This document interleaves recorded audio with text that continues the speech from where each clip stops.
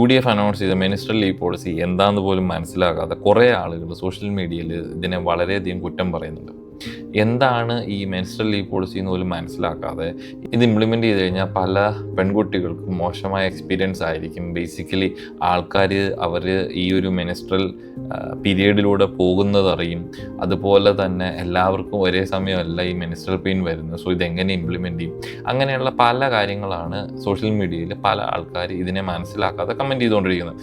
So ഞാൻ Google ചെയ്തപ്പോഴത്തേക്കും എനിക്ക് മനസ്സിലായത് എന്താണെന്ന് വെച്ചാൽ, ആർക്ക് ഈ ലീവ് എടുക്കാൻ പറ്റും? A female student studying in A school. ഒരു സ്കൂളിൽ പഠിക്കുന്ന ഒരു പെൺകുട്ടിക്ക് മെനിസ്ട്രൽ പെയിൻ വരുമ്പോഴത്തേക്കും അവർക്ക് 3 ദിവസം വരെ ഒരു മാസത്തിൽ ലീവ് എടുക്കാൻ പറ്റും.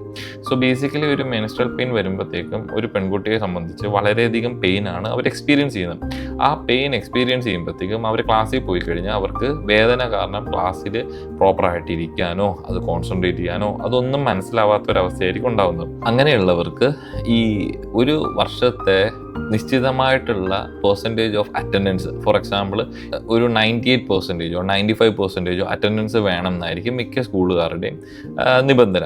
ആ ഒരു നിബന്ധനയിൽ ഈ മെനിസ്ട്രൽ പെയിൻ കാരണം അവർക്ക് ക്ലാസ്സിൽ വരാൻ പറ്റാത്ത അവസ്ഥ ഉണ്ടെങ്കിൽ അവരെ സംബന്ധിച്ച് അറ്റൻഡൻസ് നഷ്ടപ്പെടുകയും ടോട്ടൽ അറ്റൻഡൻസ് നോക്കുമ്പോഴത്തേക്കും ഈ അറ്റൻഡൻസിൻ്റെ ഷോർട്ടേജ് വരുന്നതിനാൽ അവർക്ക് ചിലപ്പോൾ എക്സാം എഴുതാൻ പറ്റാത്ത അവസ്ഥ, അല്ലെങ്കിൽ ആ സ്കൂളിൻ്റെ നിബന്ധനകൾ എന്താണോ അല്ലെങ്കിൽ ഗവൺമെൻറ് നിബന്ധനകൾ എന്താണോ അതിനനുസരിച്ച് അവർക്ക് ബുദ്ധിമുട്ട് നേരിടേണ്ടി വരും. അങ്ങനെയുള്ള ബുദ്ധിമുട്ട് നേരിടാതിരിക്കാൻ വേണ്ടിയിട്ടാണ് അങ്ങനെയുള്ള നിബന്ധന ഉള്ളതുകൊണ്ട് 3 ദിവസം വരെ ഒരു മാസത്തിൽ ലീവ് എടുക്കാം എന്നുള്ളതാണ് ഗവൺമെൻറ് അനൗൺസ് ചെയ്തിരിക്കുന്ന മെനിസ്ട്രൽ ലീവ് പോളിസി. ആ ലീവ് കൊടുക്കുന്നതെന്ന് പറയുന്നത് ഹെഡ് മാസ്റ്റേഴ്സോ പ്രിൻസിപ്പൾസോ സ്കൂൾ അഡ്മിനിസ്ട്രേഷൻസ് അവരായിരിക്കും ഈ ലീവ് കൊടുക്കുന്നത്. സോ ഈ ലീവ് മിസ്യൂസ് ചെയ്യുന്ന ആൾക്കാരെ കുറിച്ച് വേദനിക്കുന്ന പല സോഷ്യൽ മീഡിയയിലെ ആൾക്കാരോടും പറയാനുള്ളത്, ഈ ലീവ് മിസ്യൂസ് ചെയ്യുമ്പോഴത്തേക്കും അത് പേരൻസ് ആണ് ഇൻവോൾവ് ആയിട്ട് ആ ലീവ് ഈ പെൺകുട്ടികൾ മിസ്യൂസ് ചെയ്യുന്നുണ്ടോ ഇല്ലയോ എന്നുള്ളതെല്ലാം നോക്കേണ്ടത്.